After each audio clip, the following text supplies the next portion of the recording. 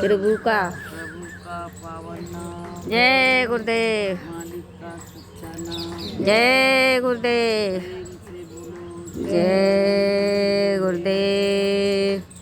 प्रेमियों। निशान सिंह मकबरा में करीब 10-12 साल हो गए, इससे बराबर सत्संग चलता रहता है। कभी कभी बीच में थोड़ा कोई ऐसी परिस्थिति आ जाती जो नहीं हो पाता है, इससे मालिक के दया से यहाँ तमाम जीव जुड़े और जय गुरुदेव नाम की माला कर रहे हैं। मालिक उनका कल्याण करेंगे। उनका आस्था विश्वास जो है वो पुराने लोगों से ज़्यादा वो आगे चल रहे हैं। जो मालिक की मौज है, एक भी जीव जहाँ होता है वहाँ मालिक अपने प्रेमियों को भेज देते हैं। ये गुरु महाराज की दया कृपा है। तो प्रेमियों, जिसके जीवन में सत्संग नहीं, उसका जीवन तो एक पशु के समान है। कहते ज्ञान बिना नर पशु समाना। सत्संग का ज्ञान तो सत्संग में ही मिलेगा, महापुरुषों के पास मिलेगा, संत महात्माओं के पास मिलेगा। लेकिन आज विडम्बना ये है कि कोई उनके पास जाना नहीं चाहता है, उस ज्ञान को अर्जन करना नहीं चाहता है। वो दुनिया की भीड़ में घुसना चाहता है। संसार का प्राणी भीड़ चाल हो गया। वो दुनिया की भीड़ में, भीड़ कहाँ ज़्यादा है वहाँ जाना चाहता है। उसको अपने आत्म कल्याण की चिंता नहीं। पर कहा गया है कि जिसके संग 10-20 हैं ताको नाम महंत। जिसके संग बहुत भीड़ होती है, भले वो कुछ भी ना दे तुमको, वो मेहनत बन जाए। और संत तुमको बहुत कुछ अपनी झोली में डाल के देने के लिए आए, तुम्हारी आत्मा के कल्याण के लिए, तुमको अपने निज घर पहुँचाने के लिए, जन्म मरण का बंधन काटने के लिए संत इस धरा पे आए हैं। कि संत जगत में आते हैं जग तारन के लिए, थोड़ा समय निकाल प्रभु गुण गाने के लिए, प्रभु गुण गाने के लिए। हरदम है तैयार तू पाप कमाने के लिए, थोड़ा समय निकाल प्रभु गुण गाने के लिए, प्रभु गुण गाने के लिए। थोड़ा समय इंसान को परमात्मा के लिए, अपनी आत्मा के कल्याण के लिए जरूर निकालना चाहिए। वो लोग बहुत भाग्यशाली हैं जो अपने आत्म कल्याण की चिंता लेके घूम रहे हैं और सत्संगों में जा रहे हैं, अपने आत्मा का कल्याण कर रहे हैं। तो प्रेमियों, जो मनुष्य जन्म थोड़े दिन के लिए मिला, अब क्या है, धीरे धीरे उम्र बढ़ती है तो शरीर की जो अवस्था है वो चीज ढलने लगती है। धीरे धीरे आँखों से दिखना बंद, पैरों से चलना बंद, कानों से सुनना बंद। बताइए, और ये सब क्या है? क्योंकि हमारी वृद्धावस्था आ रही है और शरीर हमारा धीरे धीरे जर्जर हो रहा है। क्या करोगे? अब जर्जर मकान में तुम कब तक बैठोगे? अब एक दिन क्या होगा? वैसे तो गीता में कृष्ण भगवान ने कहा है कि शरीर क्या है? एक वस्त्र है। शरीर वस्त्र है। जैसे वस्त्र पुराने हो जाते हैं तो उनको उतार के नए पहन लिए जाते हैं, ऐसे ये शरीर जब वृद्धावस्था में आ जाता है तो इसका विसर्जन हो जाता है और जीवात्मा जो निकल के दूसरे शरीर में डाल दी जाती है। ये है। तो अब हम लोग नहीं इसको जानते हैं। तो मेरे घर का कोई चला गया तो हम बहुत रोते हैं, सालों साल रोते हैं, उसकी हर बात को याद करते हैं, रोते हैं। लेकिन जब भगवान कृष्ण ने अर्जुन को महाभारत के युद्ध में मैदान में जब ज्ञान दिया था, तब उनको केवल ज्ञान सुना नहीं था, उनको कुछ दृश्य भी दिखाया था। जब वो दृश्य दिखाया, उनकी ऐसी दया हुई तो उनको पूरा ज्ञान आ गया। कहने से ज्ञान नहीं, केवल सुन लो तो ज्ञान नहीं आएगा। जब तक तुमको उसको परमात्मा अनुभूति नहीं कराएगा तब तक तुमको ज्ञान नहीं आएगा।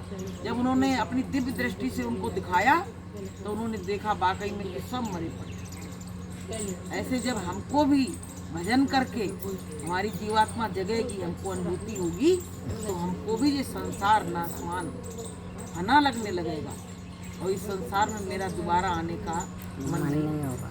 तो प्रेमियों, ये मानव जीवन मिला है, इसको अपनी बुराइयों का जो घड़ा भरा रखा है, जैसे कोई बर्तन में गंदगी डालते जाओ तो क्या होता है, गंदगी जब सड़ जाती तो उसकी बड़ी बदबू आती है।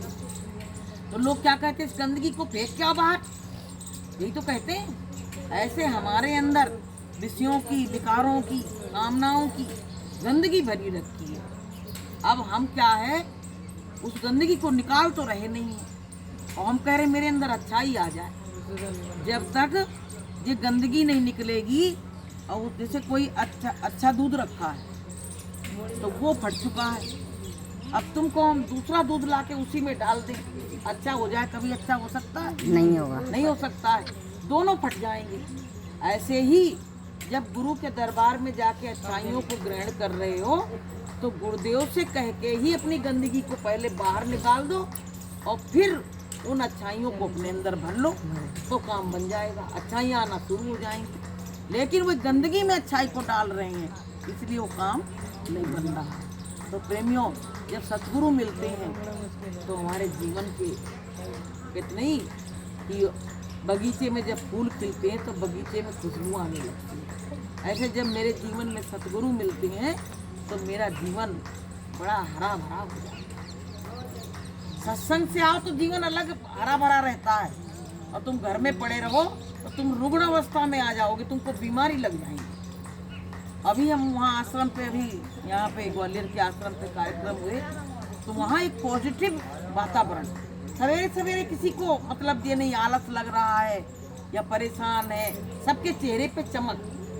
सुबह साधना की घंटी लगती, 4 बजे से साधना होती, फिर 7 बजे से रैली निकलती, वहाँ का अलग ही माहौल हो गया। तो प्रेमियों, ऐसी जगह जब तमाम जगह की संगत आती है और ऐसे वातावरण में जब जीव जाता है तो कहते नहीं है कि अगर तुमने कोई फूल अपने हाथ में खुशबू का ले लिया है और कोई तुम्हारा हाथ सूंघेगा तो उसको भी उसकी खुशबू आएगी कि नहीं आएगी।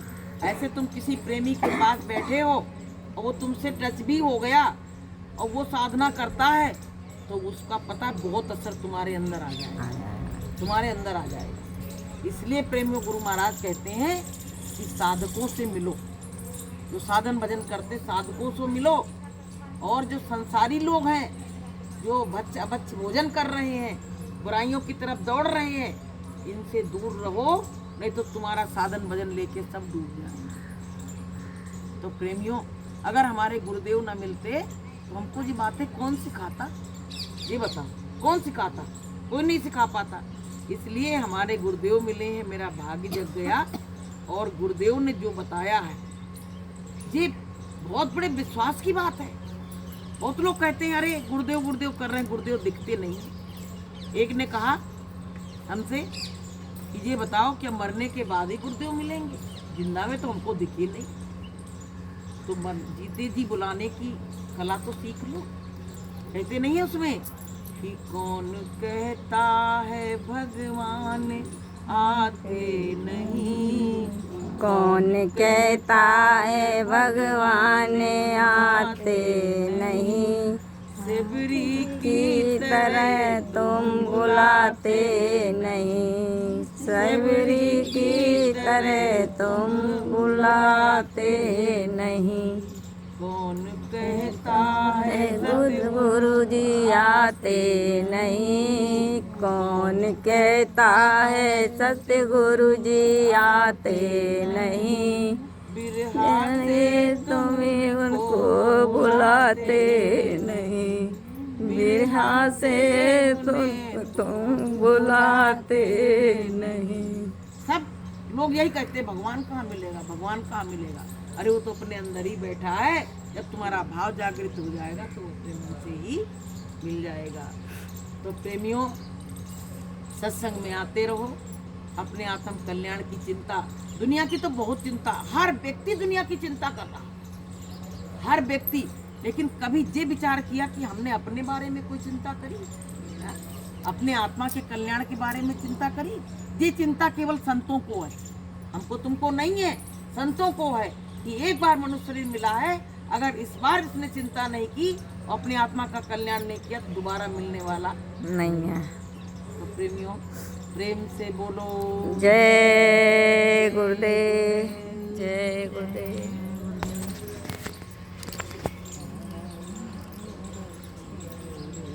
इसी तरह से सत्संग सब होते रहते हैं। सब लोग यहाँ आओ और मालिक का सत्संग की शोभा